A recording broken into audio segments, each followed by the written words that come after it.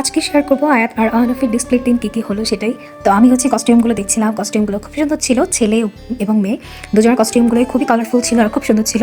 ছেলেদের কস্টিউম যে এত সুন্দর হয় এটা আমার জানা ছিল না। তো এই যে আমার মেয়েটাকে রেডি করে দিলাম। তো ওর খোপা যে দেখতে পাচ্ছেন, এই খোপাটা কিন্তু আমার খোপা, মানে 2015-এ আমি কিনেছিলাম, সেই খোপাটা আমি রেখে দিয়েছিলাম, তো ওটাই কাজে লাগিয়ে দিলাম আর কি। তো এই যে কাঁচের চুড়িটা দেখতে পাচ্ছেন, এই কাঁচের চুড়িটাও কিন্তু আমার ছিল। তো আলহামদুলিল্লাহ আমার চুড়িগুলো কিন্তু আমার মেয়ের এখন লেগে গিয়েছে, মানে আমি আগে সব অনেক কিছুই কিন্তু আমার কাছে এখন স্টিল আছে, আমি স্মৃতি হিসেবে এগুলো রেখে দিয়েছি, তবে কাজে লাগলে সেটাও কাজে লাগাতে কিন্তু আমি ভুলি না। তো যাই হোক, দুজনকে রেডি করে দিয়েছি আর দুজনকে মাশাল্লাহ খুব সুন্দর লাগছে।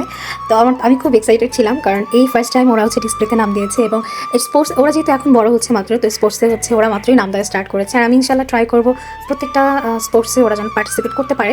তো যাই হোক, সাজানো গোছানো কমপ্লিট, আমি কিছু ফটোশ্যুটও করে নিলাম। তো এর ফাঁকে দেখলাম যে দুই ভাই বোনের ঝগড়া লেগে গিয়েছে।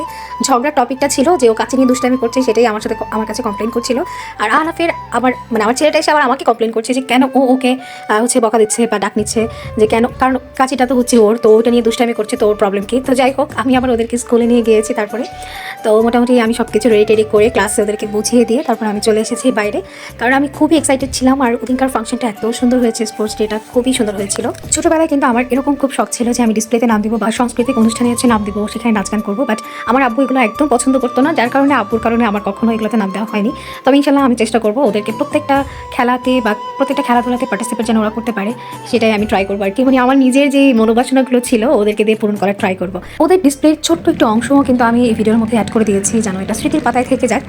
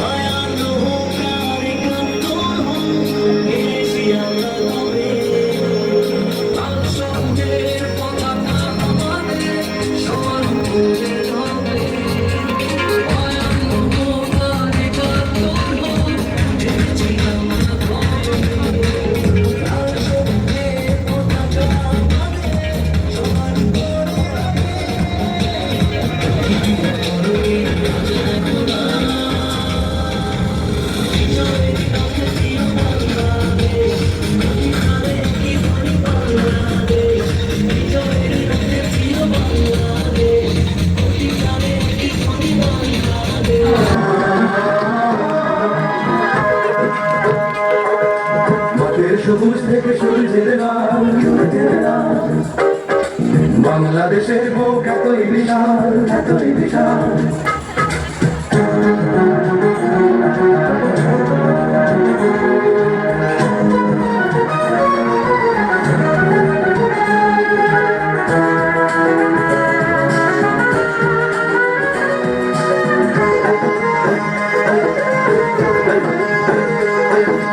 খুশির খুশির গানে সোনার ধানে ধানে ভরে ওঠে পল্লীর বুক। নদী বলে কোন টানে মাঝির দাঁড়ের টানে,